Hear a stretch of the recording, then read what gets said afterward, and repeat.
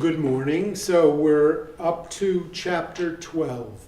We come to the end of Megillat Kohelet, the book of Ecclesiastes.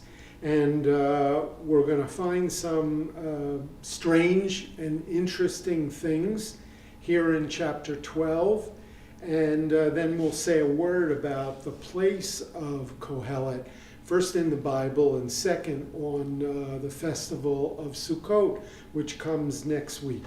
So we're on page 76 in the books, and chapter 12. So this is the last chapter. This is how the author chooses to end the book.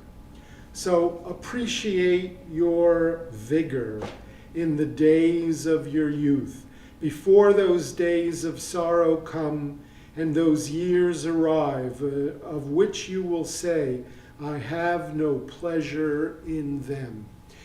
We get the hint of a man who is growing old and he's watching himself physically decline. And one of the things that he's telling not only his students and his readers, but all people, is you better enjoy life before you get old, because afterwards it's no fun. Verse 2, before the sun and light and moon and stars grow dark. So we have this haunting image that everything is going to grow dark. And of course, what he's hinting at is he's coming close to death. And the clouds come back again after the rain. So you've got the rain, and you figure it's over, and sunshine ahead. And what happens after the rain? Clouds come in, and it portends only more rain. Now what we have between verse 3 and verse 8 is a kind of a poem. Up to this point, Kohelet has been giving us sort of proverbs, one-liners. But now he's really giving us a whole poem. And there are at least two very different ways to understand the poem. And first we'll look at the literal understanding, and then we'll go to a deeper level. So in verse 3, he tells us the following. When the guards of the house become shaky, and the men of valor are bent. Remember, he's dealing with people, whether it's students, young men, who were upper class. And so he's now painting a picture of the estate. What happens ultimately at the end when the guards of the house become shaky? The people that we hired to protect us from, all the things around us that are of danger. And the men of valor are bent. In other words, the people of the house, the owner, the father, whoever it is, he's bent, meaning he has become old. And the maids that grind grow few and idle. So the idea is that the servant women who were hired to take care of preparing the food, things like that, there's not much for them to do, either because there's been a tremendous loss of money, or because of the idea that the rich people who own the place ultimately they aren't watching anymore. They're too old. They can't take care of things. And the doors to the street are shut, with the noise of the hand mill growing fainter. So we've closed off the doors. People aren't working inside the house. You don't hear in the mill, you don't hear them working and the mill grinding, making things. It's like everything is falling apart. and the song of the bird growing feebler. Unclear who the bird is that we're referring to. Is it a real bird? And the birds aren't even hanging around here anymore? Or is it an allegory? We'll see in a moment. And all the strains of music dying down. In this rich estate, we would have expected that there would have been orchestra men who were hired to play, but you don't hear them anymore. When one is afraid of heights, for there is terror on the road. Could be the idea that in the hills, in the mountains, to get from here to there, you got to cross over, but it's very dangerous, either because you're growing old and it's hard to climb up, or because that's a place of danger where the brigands are going to be hiding out, waiting to attack you. And then we're told, for the almond tree may blossom, the grasshopper be burdened, and the caper bush may bud again. But man sets out for his eternal abode, with mourners all around in the street. So having spoken about the idea of there's something wrong, people are growing old, people are getting close to death. However, even though that's true of human beings, nature is different. The almond tree goes through cycles. In the early spring, it blossoms, and there'll be a point where it looks like it's dead during the winter, but that's going to come back. Similarly, grasshopper, some people say maybe it's not really a grasshopper that the Hebrew is referring to. Maybe it's a stalk of squill, different kinds of vegetation, and the caper bush may bud again. So in nature, these things seem to die, but they come back. Not so with human beings. Once you're gone, it's over. And then verse 6, before the silver cord snaps and the golden bowl crashes, the jar is shattered at the spring, and the jug is smashed at the cistern. So again, using these poetic images, there's a silver cord that's holding on the bowl. The cord snaps, the bowl falls, the jug is broken into pieces. So we should know that they have found at burial sites pottery that apparently was purposely broken. And just like, the custom is you break a glass at a wedding, apparently at a funeral, Jewish funerals, people used to break pottery. And that was left at the site of the burial. You may be aware that in a traditional burial, they place shards of pottery on the eyes of the deceased in the casket, and sort of like a symbol that we are all pottery that has been shattered, right? So that ritual was part of funerals, and the only thing that remains is placing those pieces of pottery on the eyes of the dead in the casket. Verse 7, and the dust returns to the ground as it was. Remember, from dust you are, from dust you will return. And the life breath returns to God who bestowed it. And then in verse 8, utter futility, said Kohelet, all is futile. And again, the word futility, in Hebrew here we have havel, havalim, Amar Kohelet, hakol, havel. All is mere breath. We're alive, it's gone, and then never to return. So he seems to end the poem here the same way he began it, with the very same words. It's all gone. And he's spoken very movingly, right, in this short poem about in the estate, everything seems to have come to an end. It's almost as if there's been a death in the house of the master, of the mistress, and they're going to be gone, and there's nothing that will follow. Right? While nature goes on in cycles, human beings don't. Now, here's the fascinating thing. We find that commentators, interpreters of this poem have interpreted it a number of different ways. The obvious way, the literal way, is it is what it says, right? The workers in the house have all stopped because the master has died, and it's just like the pottery which is broken. And while nature goes on in cycles, not so with human beings. So that's the obvious explanation. But there is a whole tradition of interpretation of this short poem that is allegorical. That each of the elements that we just mentioned really stand for a part of the human body.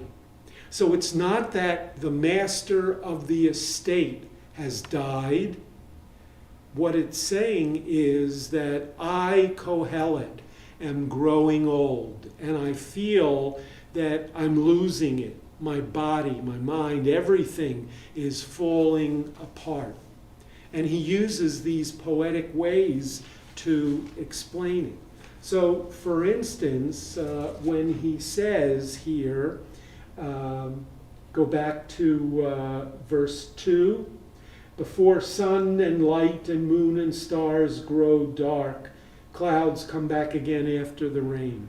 So he's talking about the face, the eyes, the cheeks, and the clouds could be his vision growing dim. So whether it's the eyes represent the stars, or the face is the sun, or the cheeks are the moon, he seems to be hinting here that they're all growing dim. And then in verse 3, he says, when guards of the house become shaky. And again, he's now talking allegorically about his body. So the guards could be the arms. My arms no longer have the strength. I can't do what I used to do. The men of valor are bent. This could be the legs. Okay? So it's the my arms, my legs. I can't go as fast as I used to. I can't do the things that I once was able to do. And then he says, the maids that grind grow few and are idle. You can see in the footnote below, he talks about the maids that grind. That refers to the teeth. Okay? So it's not the real servant girls who are out in the mill grinding and getting ready to give us flour so they can bake bread. He's talking about his teeth. His teeth are falling out, or they are painful, and he can't chew like he used to. Right? And then it says, and the ladies that peer through the windows grow dim. So again, another reference perhaps to the eyes. It used to be, he seems to be talking about the mistress of the house looking through the blinds to see what's outside. But he's really talking about his own eyes, which are, weak, and he can't see the things that he once was able to see. Then in verse 4, this is a good one. He says, the doors to the street are shut. Now, I got to tell you, I'm going to read this because you wouldn't believe it if I said it. So we've got the following.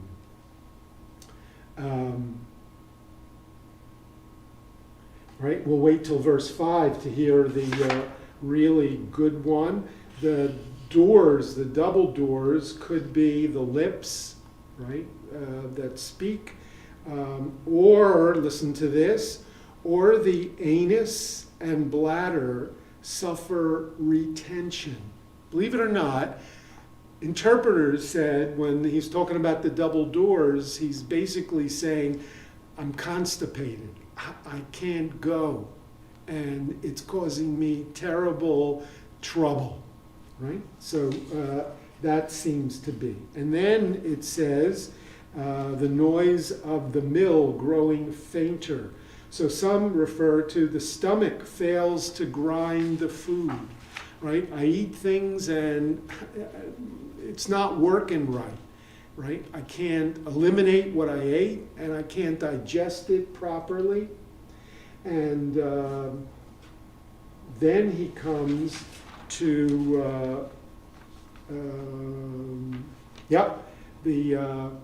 the music dies, the birds. This could be referring to his voice, that I can't talk like I used to be able to.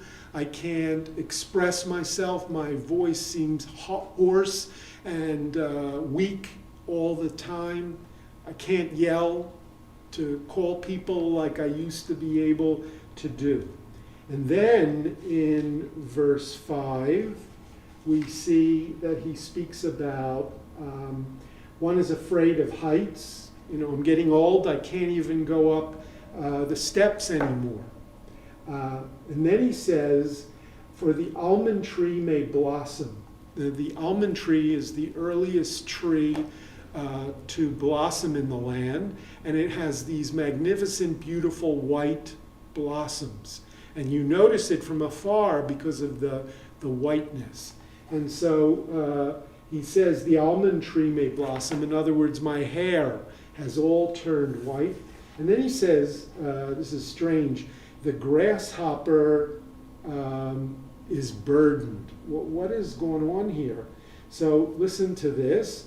The old man is bent over, or the buttocks droop, or sex becomes onerous, or the penis fails to become erect, or an actual grasshopper feels heavy to the weakened oldster, right? So clearly we have images here that are not easy to understand. That didn't prevent hundreds of years of commentators to come up with incredibly outrageous ideas of what exactly Kohelet is saying. But whether we buy it or not, it seems to be the idea is I'm growing old, I'm falling apart, and my parts don't work like they used to. Okay, and then he goes on when he ends with the caper bush. Now, the word that's used for caper bush is ha'avionah. Now, some of the commentators said the word avionah seems to be related to the Hebrew word avah, which means desire. So, therefore, even though he says caper bush, it's a kind of a pun, and what he's really talking about is impotence, that, I'm not able to, to have sex anymore, right? Who would have thought, when you read this verse, that, that could be what he's hinting at. But this is what serious commentators have taken away from this. And then when he says, with mourners all around the street, man sets out for his eternal abode. In other words, on the day that the master of the house has died and they're bringing him to the cemetery, there are mourners all around the street. Well, that's the obvious explanation. But if my body is breaking down and I'm soon no longer to be for this world, they explained, the allegorical interpreters, that the mourners are really the maggots. It's not that mourners are all over and are following. It's that in the grave, the maggots are going to take over. They've become the final mourners for the body. So if you thought that before we were dealing with a downer of a book, he comes to the climax here in chapter 12. And again, either the master has died, you young people, we're talking about your father. This is what Kohelet is telling. And imagine the sadness on that particular day. And may this be a reminder to you, right, of our mortality. And don't screw it up while you have the opportunity to be alive and to live and to enjoy whatever you can, whenever you can. But also we get a hint, if you buy into the allegorical interpretation, we get a hint of the idea of Kohelet, the old man, who's speaking about his body literally decaying and falling apart. Okay, so that ends the poem. In verse 7, we've got, we're dust we are. God takes back the breath that he gave to Adam, the creation in Genesis. And then we end with utter futility, all is futile. Now we come to the last sentences of the book. And here we've got something that's really surprising. Okay, verse 9. A further word. Because Kohelet was a sage, he continued to instruct the people.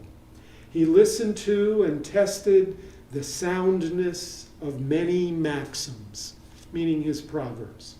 Kohelet sought to discover useful sayings and recorded generally truthful sayings. The sayings of the wise are like goads, like nails fixed in prodding sticks. They were given by one shepherd. Okay, so here's an amazing thing. Kohelet has pretty much been speaking to us. All of a sudden, in verse 9, somebody else is talking about Kohelet. And what we find is that verses 9 through 14 are an epilogue that have been attached by somebody else. As it turns out, Kohelet finished his book with verse 8, utter futility. It's all breath. It's all nothingness. It's here today, it's gone tomorrow. That's how Kohelet finished. Now, all of a sudden, somebody else comes and writes the following. He says, Kohelet was very wise, and he instructed the people, and he sought to teach wisdom. He said, and the sayings of the wise are like goads. You're trying to move animals along, right? You can't just give them a pat on the rear and say, come on, move it. The shepherd ultimately had a stick. And sometimes the stick wasn't good enough. You needed to put nails in the stick. And you needed to hit the animal so that it would be in pain and it would move. Right? You can't just push and prod and talk. Sometimes you need a stick with nails in it to goad the animal onward.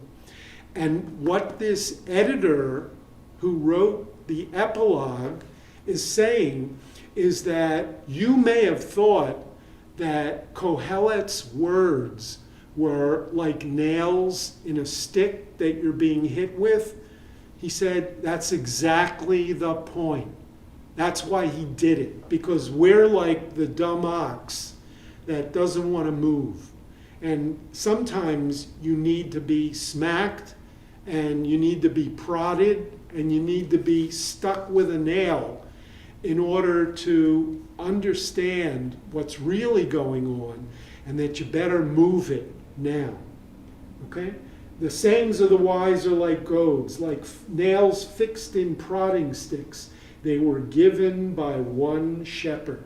And of course, here they're capitalizing shepherd. And the idea is that the one shepherd is God. And what Kohelet, you thought Kohelet was making up this stuff because he was a bitter old man.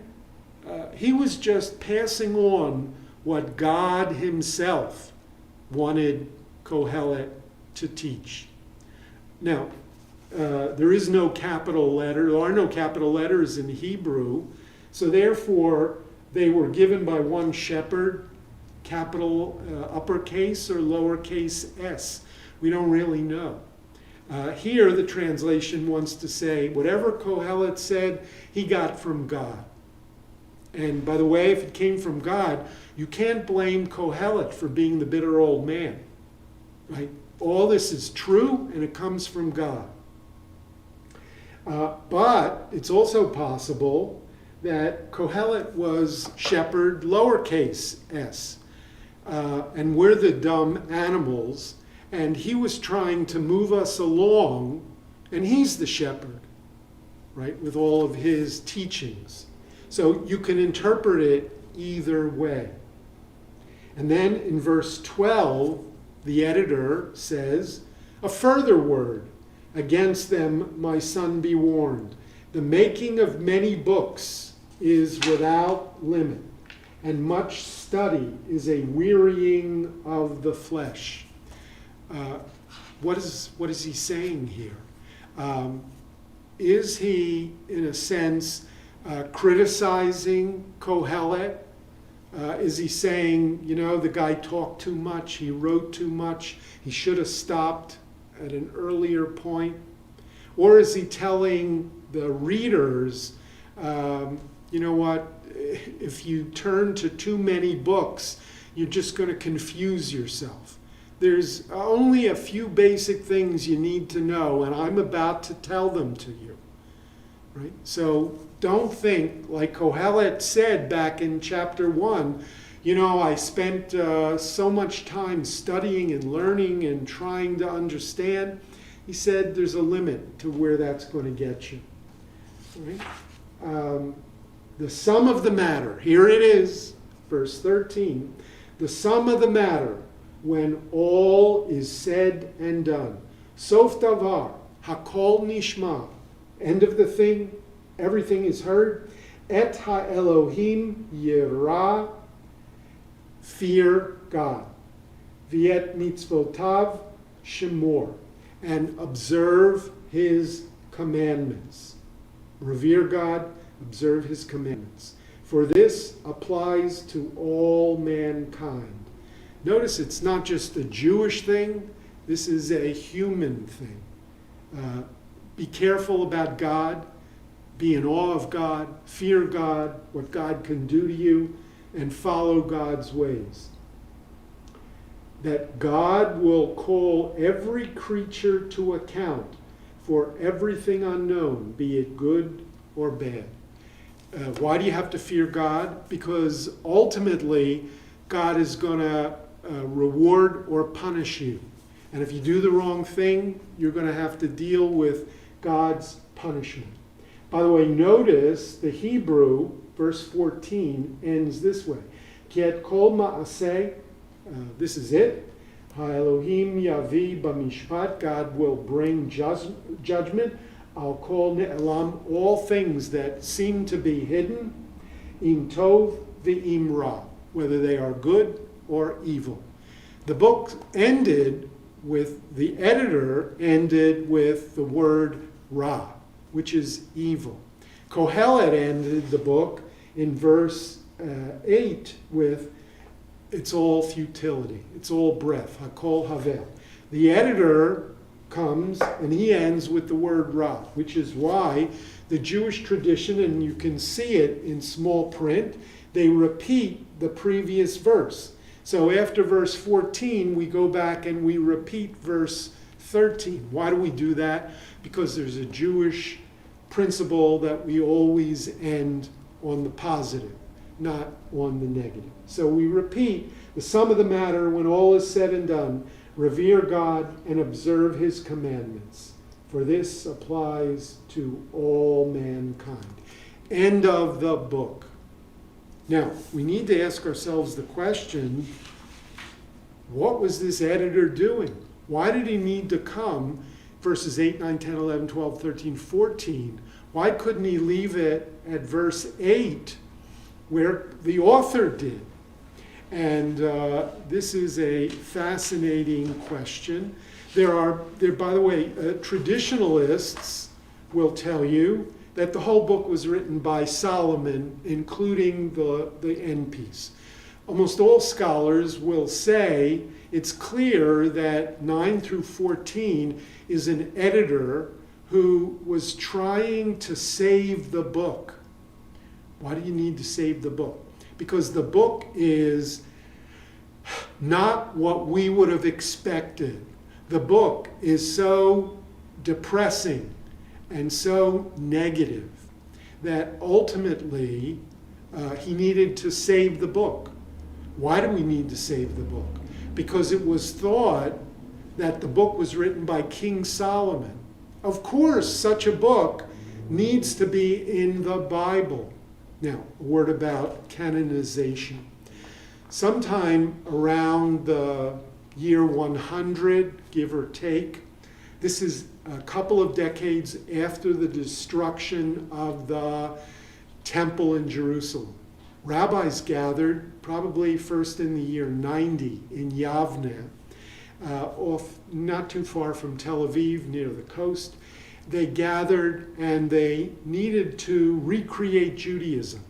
One of the things that they did was that they created the service as we know it. They invented the Amidah as being the main prayer. You couldn't go to the temple anymore and offer sacrifices. So they created the Amidah as a way of substituting for the sacrifice. They also decided we need to determine what books are sacred and what are not. What's part of the Jewish canon? And because there are 24 books in the Bible, there must have been hundreds and hundreds of books in circulation. Many of them, some of them contained things that were outlandish, and we said that can't be in the Bible. Others said, absolutely, we want that book. And others were sort of, maybe yes, maybe no. The Book of Kohelet was one of the books about which there was a discussion. Another book was the Song of Songs, which also apparently was attributed to King Solomon, love poetry when he was a young man.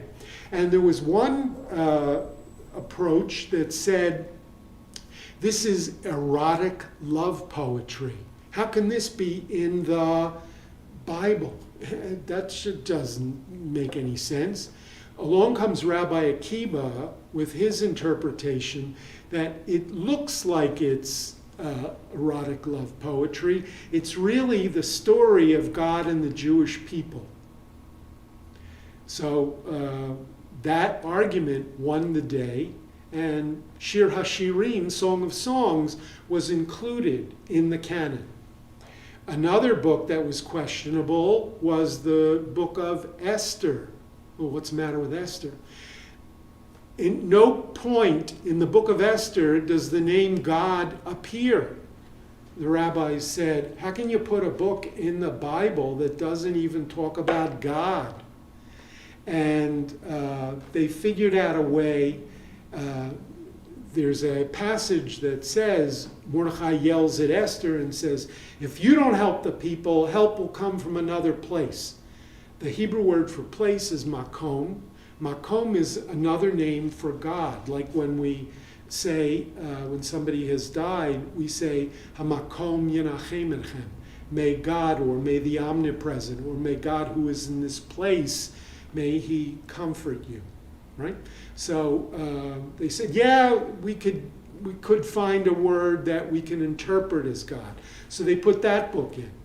And here we have the Book of Ecclesiastes, which over and over again, just doesn't seem to us to be the kind of book that belongs in the Bible. So what happened? Yeah, but if Solomon wrote it, well, how do you know Solomon wrote it? Because it says, I was king in Jerusalem. Okay, so who else could that be referring to but Solomon? Solomon wrote the book, and you're not going to put Solomon's book into the Bible. So we need to, in a sense, edit it a little, touch it up, add a nice ending so that at the end, it makes sense. Hey, this happens in literature all the time. Here's a classic example. In The Natural, Bernard Malamud's epic baseball novel. In the book, Roy Hobbs strikes out at the end. They're going to make a movie of it, and Roy Hobbs hits a home run at the end. Right? So sometimes we don't like what the book said. We can fix it. We can change it. As all movies seem to say, based on a true story. Well, they're going to do what they can to make it, so that people who watch it are going to enjoy it and tell their friends about it. So similarly, that's what seems to have happened at the end of Kohelet. And by coming along and by saying this line, revere God, observe his commandments. Good enough. That's all we need to know. It's all we need to hear. The book is now kosher. We're putting it through. Now, if you were to ask whoever wrote Kohelet, are you happy with this? And he would have probably said, hey, I ended the book where I thought it should end. And you think you can do me better? No, I'm not happy with that. Or Kohelet could have said, listen, revere God and observe his commandments. More or less, I've said that a couple of times in my book, that you always got to watch out for God. Not because that's the pious thing to do, but because if you don't, God could get you. And you don't want that. So the safe thing is to, not to get God angry at you. So that's what seems to be going on here. And ultimately, the rabbis decided, yes, now with that ending, we can accept the book. And of course, we want the book in because King Solomon must have written it. Right? So that's the story of Kohelet. I got to deal with one more issue, and it's this. The tradition is that we read Kohelet either on Sukkot, or if it comes like it does this year, it starts on a Shabbos.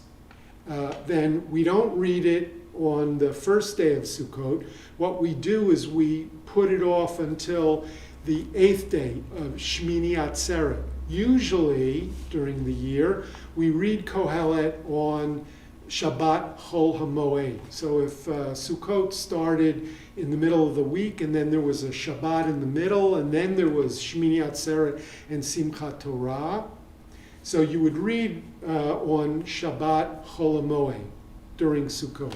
Since that can't happen this year, because we start on Shabbat, and then Shmini Atzeret is on Shabbat the week after, so we read Kohelet on Shmini Atzeret this year, a week from this coming Saturday.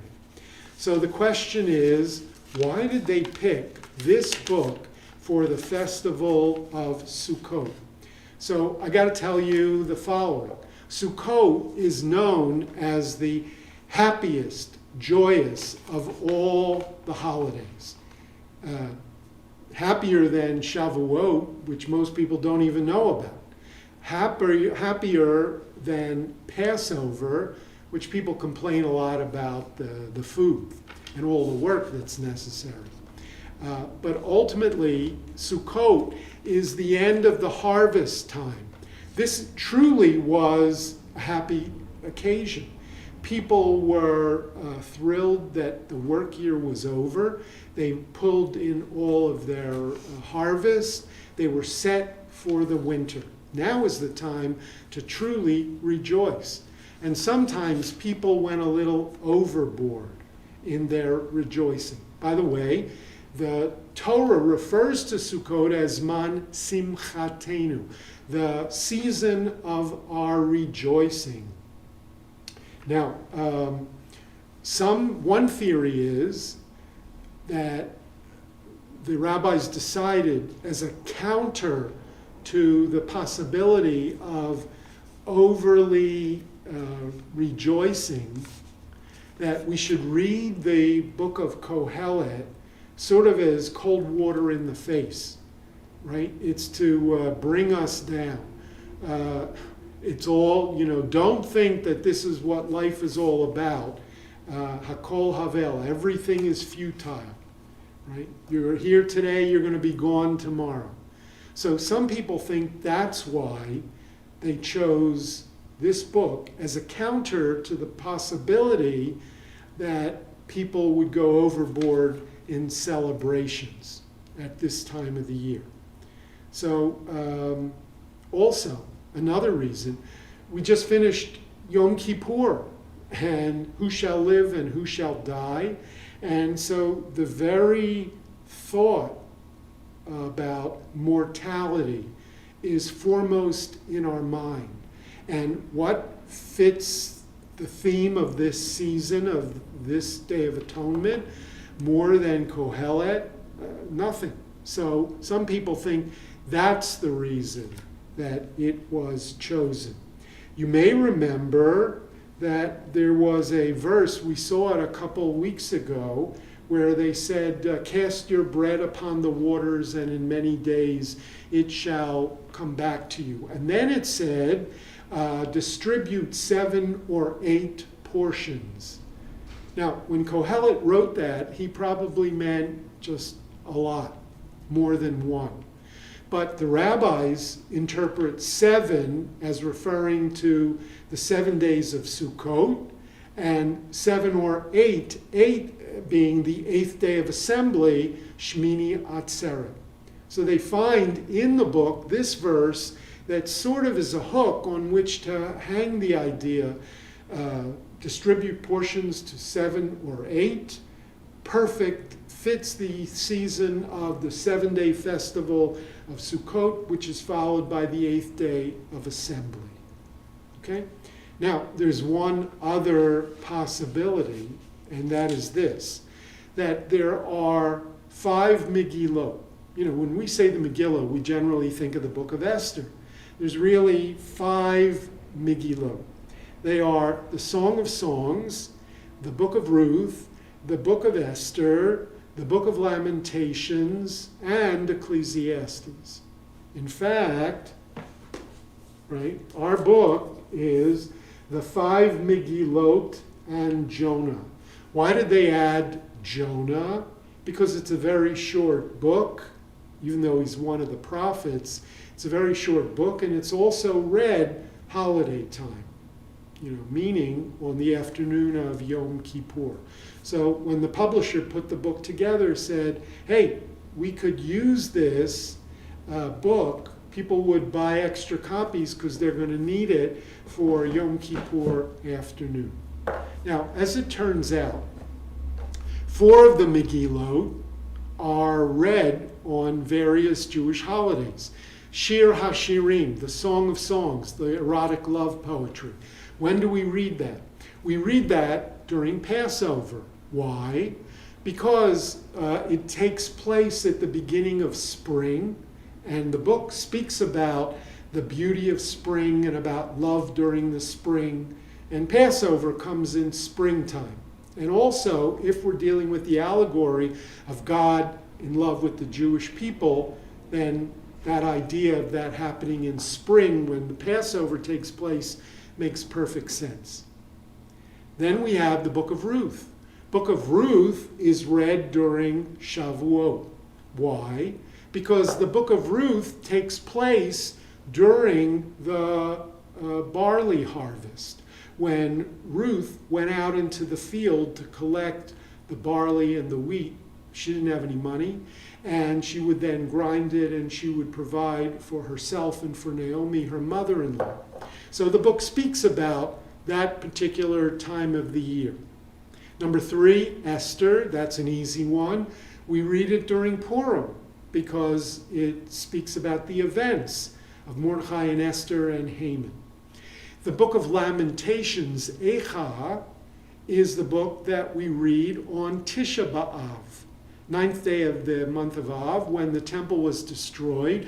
What is Lamentations about? It is an eyewitness account of the destruction of Jerusalem by the Babylonians and wailing, bemoaning, mourning that defeat and destruction. So we've covered 4 of the books very obviously. And now we've got the 5th book. And the rabbi said, it seems such a shame. You got 5 Megillot, 4 of them fit in with holidays. The 5th one, poor Ecclesiastes, we got no place to put it.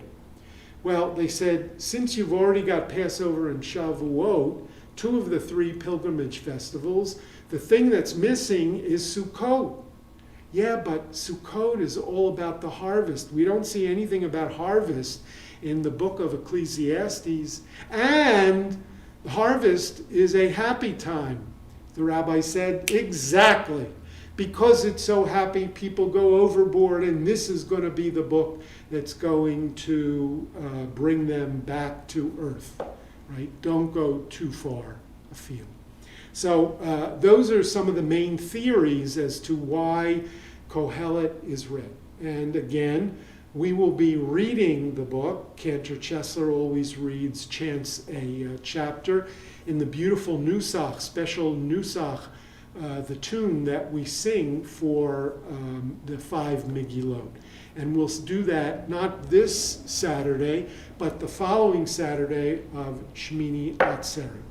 So with that, we've come to a close of our book, and I thank you for following along. And I know it's been not the kind of book that you would have expected, but you know what? It's part of our tradition, it's part of our canon, and it's important that we learn it. And whether or not we have become followers and fans of Kohelet, at least now we know that that too is part of one small part of Jewish tradition, and now you own that tradition as well. So I thank you, and I wish you a good and a sweet year. Bye-bye.